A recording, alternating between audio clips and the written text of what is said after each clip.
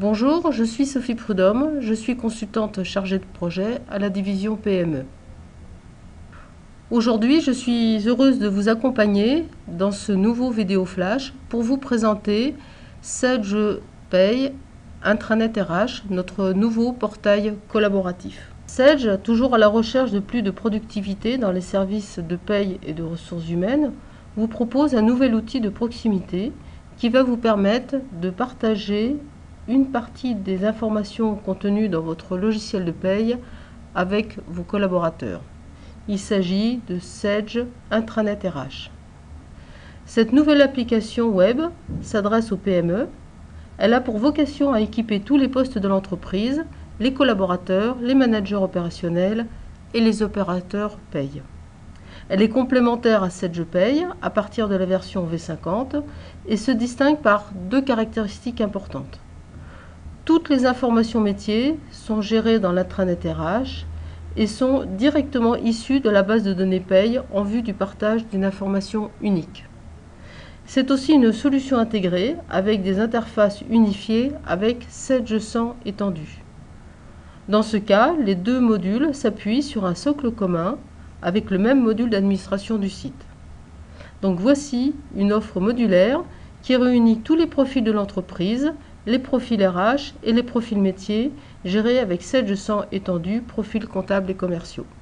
Sedge Intranet RH est une offre qui s'appuie sur une gestion des habilitations et s'adapte à l'organisation de l'entreprise et aux responsabilités de chaque utilisateur. C'est pourquoi elle implique tous les acteurs de l'entreprise, collaborateurs, managers, gestionnaires de paye. Il améliorera ainsi la gestion de vos processus RH en permettant plus de proximité entre les managers et leurs collaborateurs et deviendra ainsi un outil de management incontournable. Sedge Pay Intranet RH facilite l'accès à l'information en vue d'alléger et de fiabiliser le travail des gestionnaires de paye. Rien de mieux qu'une présentation en direct pour vous présenter les différentes fonctions de l'intranet RH. Pour présenter l'intranet RH, nous allons travailler sur une entreprise avec trois profils d'utilisateurs différents. Madame Balin qui est collaboratrice, Madame Jecrute qui est manager et Monsieur Pousse, gestionnaire de paye. Je me connecte tout d'abord en tant que Madame Balin. Mes droits et mes identifiants me donnent accès à certaines informations. Je vois que sur la gauche, je dispose de mon planning et de mon espace salarié. D'un seul clic, je vais pouvoir regarder mon planning, c'est-à-dire tous les jours du mois en cours avec les différentes demandes que j'ai déjà pu demander à ma hiérarchie. Je peux aussi, si on m'en a donné les droits, voir le planning de mes collègues, ce qui va me permettre de faire des demandes de congés à une période raisonnable. Dans mon espace salarié, je vais pouvoir aussi consulter mes informations contenues dans le système de paye. Je vais pouvoir regarder d'une part mes informations personnelles, mes coordonnées, mon état civil, et je vais pouvoir aussi vérifier mes informations professionnelles, c'est-à-dire les informations relatives à mon poste au sein de l'entreprise. Je vais pouvoir saisir une demande auprès des ressources humaines et leur faire part d'une modification de mes informations personnelles. Je vais leur signaler que je vais bientôt déménager. J'habite aujourd'hui 45 rue du Maréchal Foch à Nantes et je vais déménager pour aller habiter 20 rue de la Gare à Tours.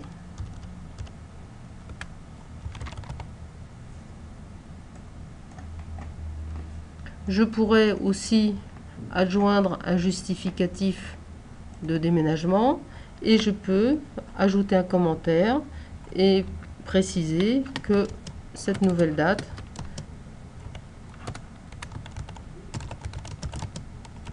en compte à partir du 1er décembre 2012. Nous voyons ici que le système me propose de vérifier les informations que je viens de saisir. Et à ce moment-là, je vais envoyer cette notification d'information au gestionnaire de paye qui va les recevoir et qui pourra le valider en temps et en heure.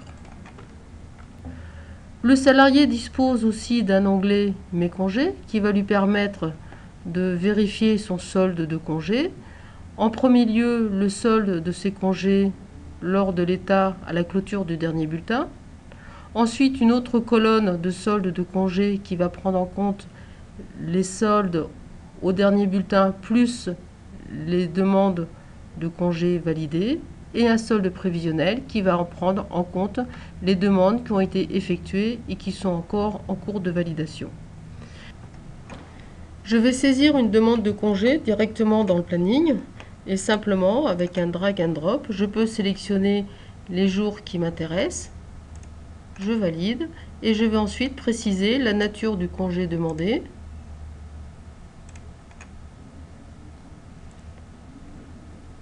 Et simplement, en cliquant sur Envoyer, Madame Jecrut va recevoir ma demande de congé et pourra faire une action sur cette demande. Je me déconnecte en tant que Madame Balin. Je me connecte maintenant en tant que Madame Jecrut, qui est le manager de Madame Balin. En me connectant, je vois que je dispose maintenant d'un espace salarié et d'un espace manager, et j'ai sur le côté droit des demandes à valider, et notamment je vais retrouver la demande de congé de Madame Balin que je viens d'enregistrer.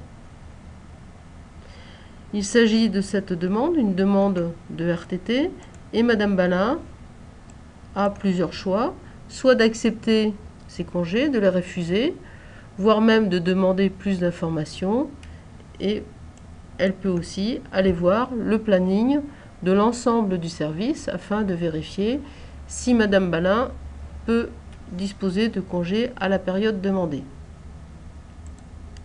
Madame Jecrut accepte les congés de Madame Balin. Elle peut lui ajouter des commentaires.